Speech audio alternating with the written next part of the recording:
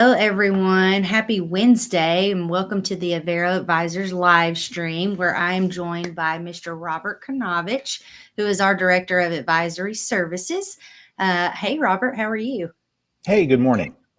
Hi. I'll let Robert introduce himself and tell his story a little bit in just a little bit in more detail. But if you're joining us today, please let us know where you're joining from. We love to hear your comments and your questions, and we love for these to be interactive. And if you are new to our live stream, I'll tell you a little bit about Avero Advisors. We are an independent third party consulting firm leading public sector entities through IT strategic planning, business process reengineering, and any and everything ERP, from strategy to selection through implementation. So that's a little bit about who we are. Again, let us know where you're joining from. And real quick, I'm going to let Robert introduce himself and tell you a little bit more about his background. So, Robert, you have the floor.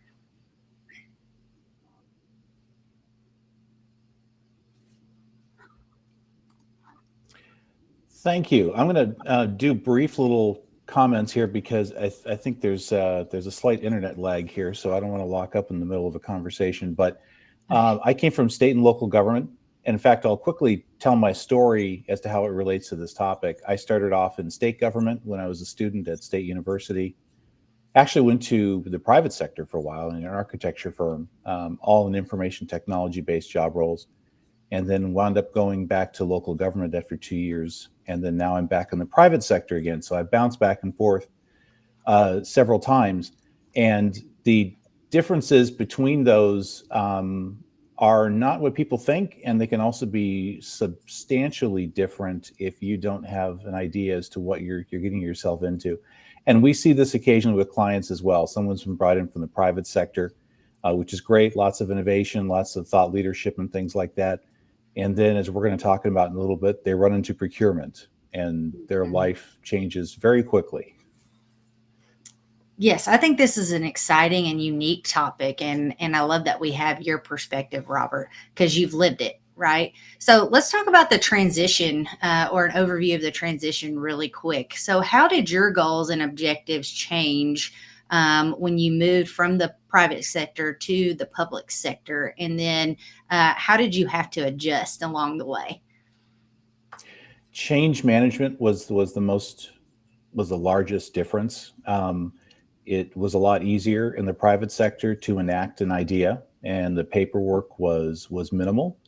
In some cases, I was just handed a credit card by the principal of the firm and like go out and buy it and have it delivered tomorrow. Um, and especially in the architecture practice because they lived on the cutting edge of technology. They were Mhm. always waiting for more resources, faster devices, better storage, better backup systems. So the minute something new hit the market, they would purchase it at a high cost, have it delivered as quickly as possible, and then our orders were get this implemented in 24 hours because you're losing money on what you're spending for staying on the cutting edge by letting technology age by a couple of days, let alone weeks. Government doesn't always move that fast. There's a procurement process and a purchasing process that needs to be followed, and there's change management that needs to occur before you do that. So it's easy to get frustrated going into the public sector and go, why all these requirements? Why do I have to jump through all these hoops just to purchase something? And what do you mean I can't just get the budget for this? I actually have to go back to a council or my governing body and get an increase in funding. Those are sort of the blind spots that you run into. And if you're not prepared for, or at least willing to dive into why that's there and what you need to do, like maybe talking to the controller or the CFO and say, hey, I'm new to this. Please tell me how this is done. You're going to find yourself really frustrated for quite a long time. And if you follow the learn by trial and error process, it's going to take you even longer. You really need to embrace someone in the organization, whether it's in procurement or finance, and say, hey, how does this work? Explain how this is going to work specifically for this environment. Would you say that your leadership style changed moving from private to public? Yeah, because for the very reason of you cannot enact new ideas with urgency no, I shouldn't say urgency, with the immediacy that you can in the private sector. Um, Something comes up, a variable, serious variable, even maybe something major in IT, infrastructure failure. Uh, when I was in private sector, I had access to a whole list of vendors that I could call in and say, I need you to come in here tonight and take care of this. I never had to Mhm. worry about getting a sign off on a PO or anything. Again, government doesn't work that way. You have to plan for a lot of that in advance. You can do through a procurement process. You can get a lot of your vendors lined up so that if you need to bring in someone for cybersecurity, you already have that identified, that you've already done bid postings, that you have a list of vendors that are approved that you can cut a PO with in an emergency situation. So the homework that you have to do in advance front loads a lot of that thought leadership that you have. You can't just react immediately to the thought leadership going into local government, and so it changes your leadership style. You have to plan a lot more, and you have to prepare a lot more, and that permeates into everything you do during your regular day as well. Right. Would you say that there are always silos when you're talking about an IT department versus any other department? I know that we talk about silos a lot in the local government space, but how is it in the private sector? Can you compare the two?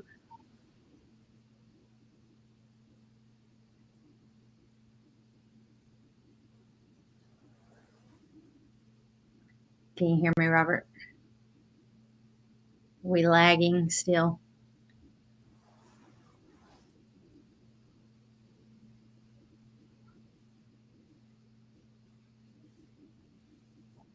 Hey, Robert, can you hear me? I don't know, guys. We Yeah, might have lost. silos, Okay. yeah, are very easy yeah, to get yourself into a silo is it's almost a given in local government. You rarely have the time to reach out to other organizations and figure out what they're doing and how they're providing solutions and solving issues. I can. Okay. Well, that was like 2 minutes ago. Are we good now?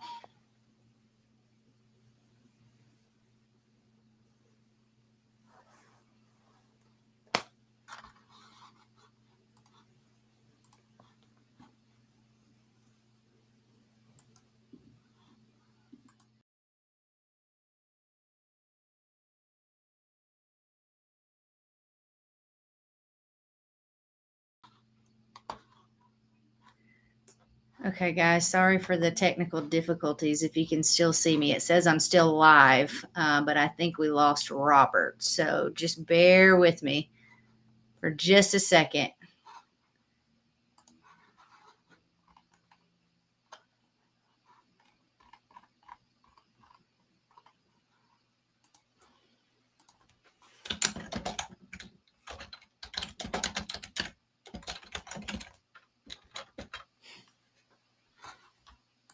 Yeah, he lost connection. So sorry for the technical difficulties. If you're still on and you're still joining us, I do believe Mackenzie has shared the link to our YouTube channel and our newsletter. Okay, here's RK. He's a little fuzzy still. Can you hear me okay? I can. We can try this again. Otherwise, I might be able to We're go to still just live. audio only. Yeah. Yeah. Okay. We're still live, but that's In okay. every essence of the word, we're live today. That's right. That's right. Okay. So I want to move into, I don't know if you got to finish your statement about silos and the differences between private versus public. Did you have any final thoughts on that before we move on to procurement? Yeah, it's really easy to get yourself siloed in local government because Yeah. you don't. First of all, you don't have a lot of time to work with other agencies and other municipal entities. And two, there's enough flavor difference between how one city does it versus your city. It's real easy to tell yourself, well, I'm alone in this, and so I just need to concentrate on myself. And that's pretty common. That's pretty common in government. Yeah. You reach a point where you feel like, I'm the only one doing it this way. I'm the only one that has to follow this particular process, which isn't necessarily true, but it's easy to feel that way. Sure, sure. So let's dive into procurement. Can you briefly discuss how government procurement works and what the rules and laws regarding seeking new business, how that process works.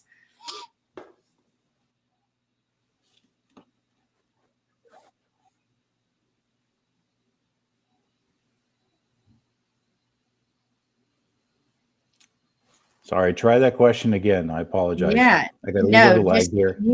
can you discuss the role of compliance and what regulations go into the public sector procurement process?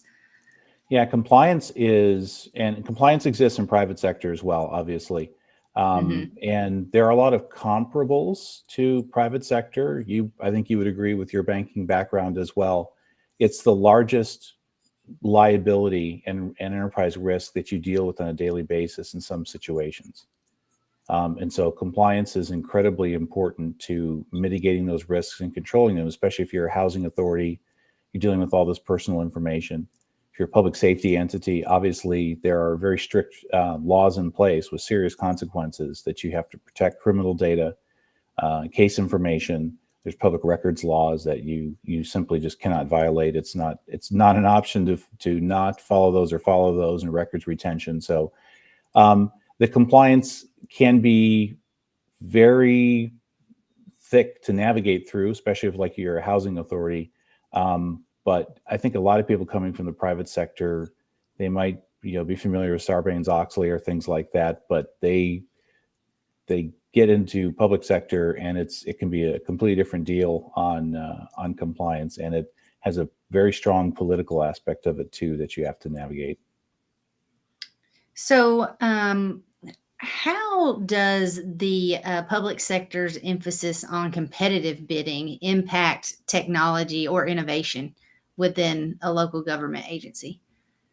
So it can really work to your benefit. And you can specifically define what you're looking for, which is what we do with our clients. If you're going to be replacing your financial system, let's make sure it's exactly what you need. And so there's a lot of discovery and requirements, definition, process mapping that we do in advance. I didn't do that in the private sector. To Hmm. be honest, it was usually someone in the firm having a lunch with an ERP vendor, and boom, a contract was signed and a new system was implemented. So the private sector, for good or bad, and I know our friends who do this who do what we do, but do in the private sector, will say, "Nah, it's not quite that simple. We do, some pretty good process definition and things along those lines." I think that's kind of the exception. And I also think what happens is a firm that's been bit once or twice by purchasing a system they didn't actually figure out the requirements for before they bought are the ones that are now doing a more thorough procurement process. But in government, Hmm. you have to follow that process. It's going to be, implementation is going to take 2 years in some cases. Even just doing discovery and getting the RFP ready to go on the street is going to take several months. So timelines are really stretched and elongated. And there are budget considerations, Hmm. um, because you do have to deal with the budget and you're within the realm of public trust. But as we like to say, a lot of these solutions nowadays are very affordable. This isn't just for deep pockets, private sector anymore. A lot of these solutions are affordable and work very well for local government. So the good news is you can have access to the same amount of innovation as the private sector has. Bad news is the timelines are probably going to be a little bit longer, and you need to do a little more pre-planning before you go out and just purchase something. Right. So let's move into budgeting. Can you briefly discuss the differences in budgeting, specifically the recurring versus one-time dollars spent? Yeah, so budgeting in general in government requires a lot of pre-planning. We used to call it budget season, which is about 6 months after the last fiscal year budget was approved by your governing body. You start working on next fiscal year. Um, Right. and in some cases, budget season is ongoing. The week after, 52 weeks in a year, the week after you finally get your fiscal year 24-25 budget approved, you immediately start working on 25-26 because it has to go through a number of processes. It has to go through an internal review, has to go with the city manager and executive director's review. And then at some point when all the details have been figured out, and the city manager has been able to put a budget together that doesn't go beyond the expenditure limitation. If you're in a state that has expenditure limitation laws, that your budget can only grow by a certain percentage every year or based upon your population. And along with that, just with the budget request, there have to be calculations done on recurring revenue, state shared revenue, which is usually based upon your population. If you're in a growing community like we are in Phoenix, the neighboring city probably grew faster than you did. And so guess what? Your share of the pot from state shared revenues, which comes from sales tax and other things, is now smaller because that's how the percentages wind up working out. So there's this dance that goes on between revenues, identifying the recurring revenues, what other revenue sources you have, especially with grants. But again, grants don't show up overnight. You usually have to apply for them. You have to do the paperwork, and then it takes a period of time for you to get acknowledgement on that. So you're constantly doing this dance between this is what I need for the next budget year versus this is what I have in terms of revenue and sustainable funding. And then this distills into the classic one-time cost versus recurring costs. Governing bodies love one-time costs. They love one and done. They love being able to find a source of funding and say, here's $2 million, go and buy me a new ERP system. And the conversation changes when you start saying, yes, that's great, thank you, but there is a cost in year 2, in year 3, in year 4, in year 5. They do not like recurring costs. And you have to champion that, and hopefully who's ever leading your governing body, either it's a commissioner or a mayor or even the city manager's role, is there to champion it with you, because otherwise you get into a boom bust cycle. I got a new ERP system, it works great, but I'm not putting money into the maintenance agreement or the vendor relationship or keeping it updated. And guess what? 3 years down the road, you're back with an ERP system you don't like and you want to get rid of, and then the cycle starts all over again. Right. So how do the fiscal year cycles in the public sector affect project timelines? Yeah, so there's a couple of interesting things that pop up if you don't know. One of them is carryover. It's not that simple. And the procurement and purchasing policies also affect a lot of what you do. So I predominantly in my local government organization, state government, we were July 1, June 30. A lot of times projects could not kick off at the beginning. They could not kick off in July, August, September. They had to start later in the year. And sometimes they were contingent upon some revenue or other funding coming in at the proper time. So if you have a long-term project, you have to plan for that June 30, July 1 break and make sure that things are covered in the next budget cycle to do that, because carryover is not that straightforward. And even billing is not that straightforward. Finance directors will hound people about, I need to have this in place and billed to us by June 30. I do not have authority to carry over into the next budget year a purchase that is not encumbered in the prior month or the prior fiscal year. That's interesting times, to be honest. Those are when things get hairiest the most, and you're pushing on the vendor. You need to get this completed. You need to get this in place, and you need to be able to invoice me before June 30, so that or the work completed by June 30, so I can get it into this budget year, because I don't have authority to pay you the following year. So then you have to make sure you're not running over the project or the people on the project by just trying to hurry up and get it billed, that you're still doing what you need to do with the project, and that you're following the proper timeline. And you're not just paying the vendor because you want to get them the money. They actually deliver the work. They actually deliver what they promised to. And so when that comes up, this vendor did not perform what they were required to do, I'm not going to pay them, then the world can stop internally, because now you got to talk to the CFO and the city manager and find out, what are we going to do about finding funds to carry over to pay these people when this does get completed? Because I don't want to pay them now. They didn't complete the work, and operating in the realm of public trust, it's not fair for me to pay a vendor just because I want to pay the vendor. They need to have delivered what they said they were going to deliver. Sure. Great points, Robert. AV, I don't know when he posted this comment because we had some lag time there, but he says, what about lack of familiarity with specific product suites that are only available in the public sector? For example, ERP systems. I think probably when we were talking about the procurement process, specifically competitively bidding. Um, so, do you have comments to his question? Yeah, I mean, the simple solution to that is you're going to need a firm like us to give you the full picture of what's Yeah. available to you.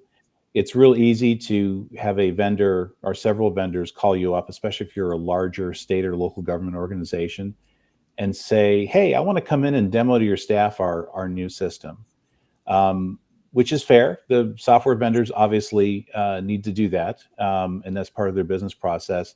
But the part that's missing is, I'm the system I've been using is SAP, for example, and I've been using it for 15 years. I'm looking at a different product from a different vendor, and it looks really shiny and it looks really interesting, and they're showing me some really cool things, and that's better than what I'm currently using. It's real easy to tell yourself, well, then this is the solution. And as we talked about in other videos, that certainly is not the case. There needs to be a proper definition and a script put together. And then you put that in front of those software vendors so that they demonstrate to you using your procedures and hopefully your data or some test data that reflects your environment and actually shows you, because again, we operate in the realm of public trust. We have to be efficient with these funds and we have to use them correctly. So I think a lot of places just get impressed with something they see at a conference or they see a software vendor demo, and they decide, well, I can just build out the requirements based upon what I saw today because I saw everything. And as we talk about, that's usually not the case. They're showing you the product in its best possible format and environment.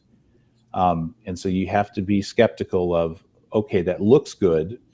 What would it actually do with my data? And two, that report is really interesting. I like that report, but do you actually need that report? Because the software vendor is kind of banking on the fact that you're going to love the report, whether you need it or not, and be favorable towards their system.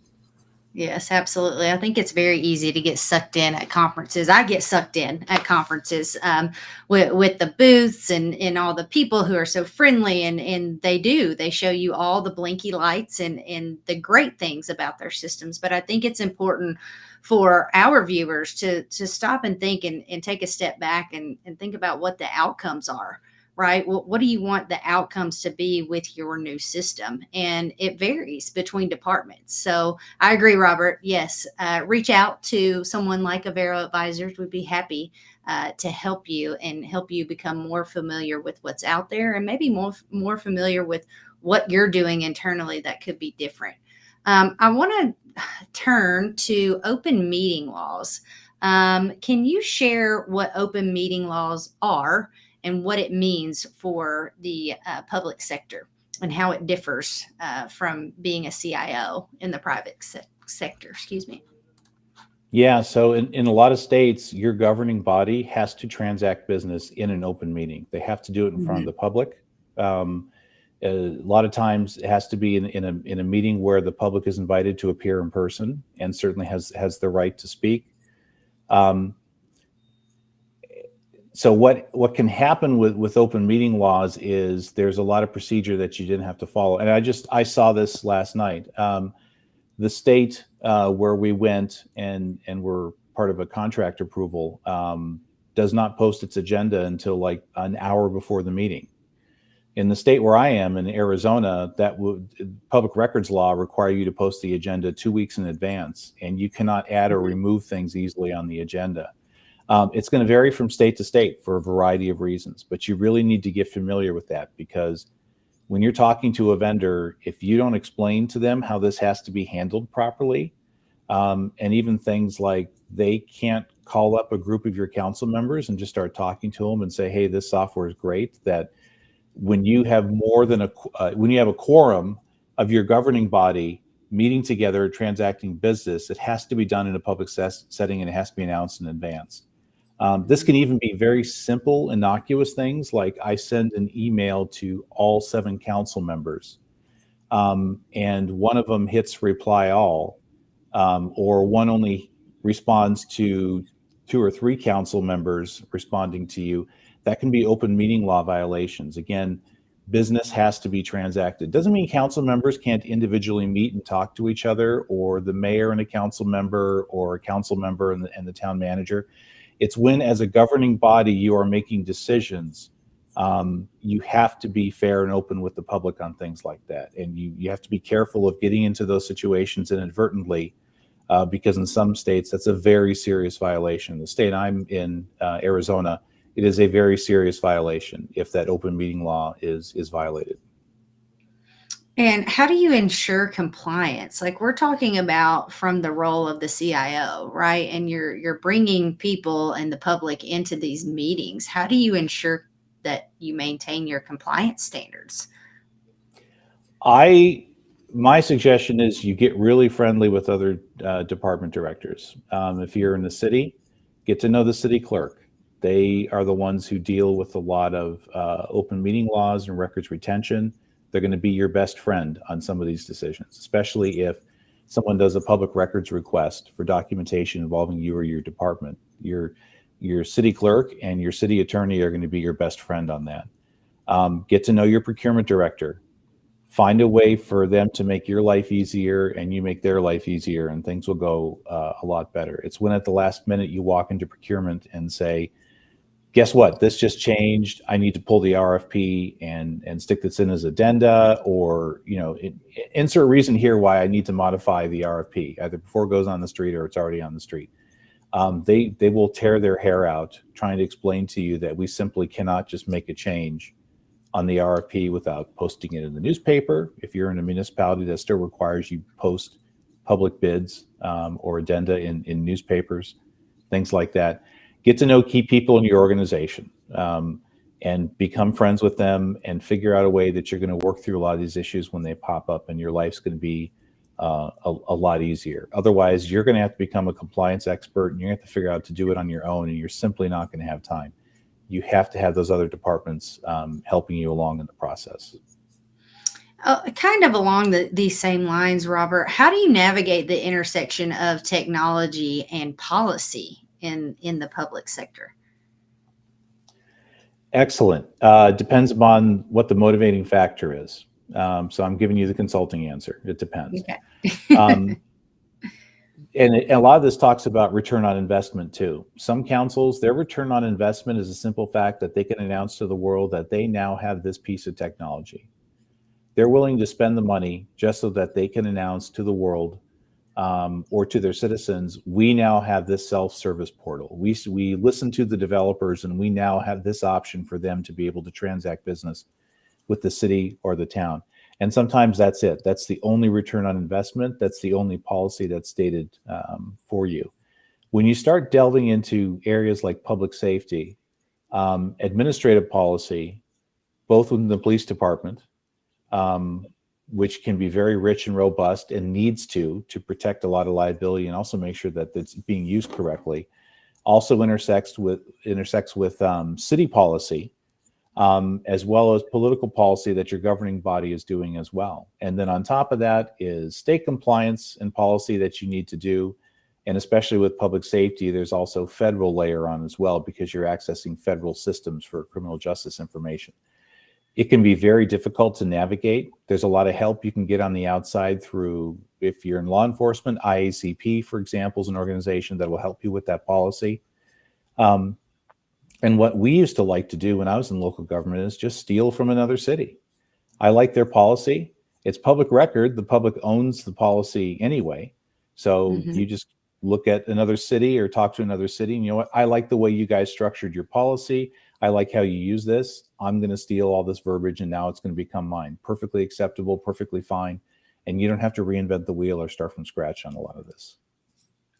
So my last question for you, Robert, may be a little bit of a personal one, but what motivated you to make that jump from private to public sector? And were there any surprises or things that you liked better by being in the public sector? So I am a public servant at heart. And it's actually one of the reasons why I came to work for Avero many years ago, is because that's what we have here as well. We have servant leadership at our heart. And it's very motivating for me. I love the fact of being able to make a change in my community or help out something that in a lot of situations, other organizations would look at, yeah, we'd like to do that, but that's not exactly profitable, or that doesn't make sense. Government usually winds up picking up some of those things. And being able to work on things like that, or trying to improve things, because there are a lot of people in local government that are, despite the stereotype, they're very hardworking and they want to make change and they want things to change, but it's very difficult and insurmountable at times, especially if you're pushing up against a political agenda. This governing body does not want to do this. You have to know when to go, okay, I need to stop fighting for this because they're not listening, or this needs to be moved to another opportunity.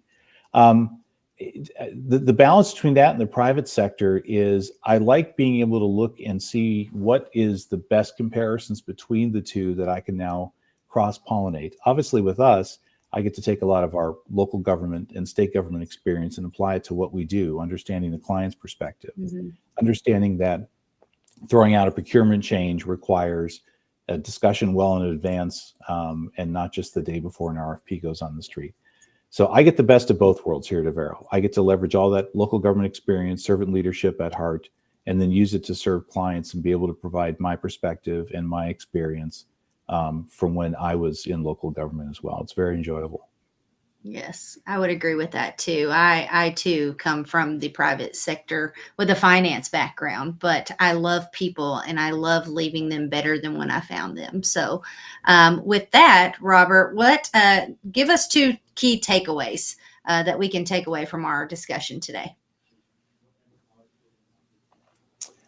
Takeaways for today: to get comfortable with procurement.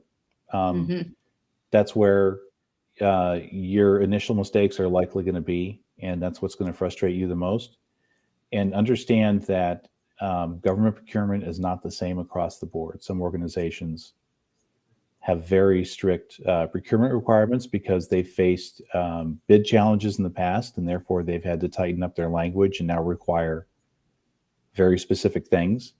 Other organizations, their procurement policy is 20 pages or 10 pages. So don't be surprised if you try and go out and study procurement for one organization, but then you wind up getting hired by another organization. Don't be surprised when that procurement policy and those procedures are different than the one you were looking at in the other organization. Be prepared for that. Yes, absolutely. And maybe we come back on and do a part two. I know there's a lot that we didn't get to today, but I think this is a really engaging topic.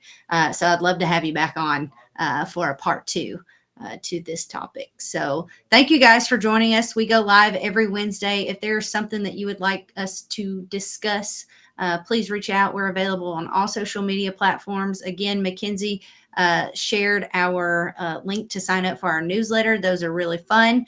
Please engage with us, and we look forward to seeing you next week. Thanks, Robert. Bye.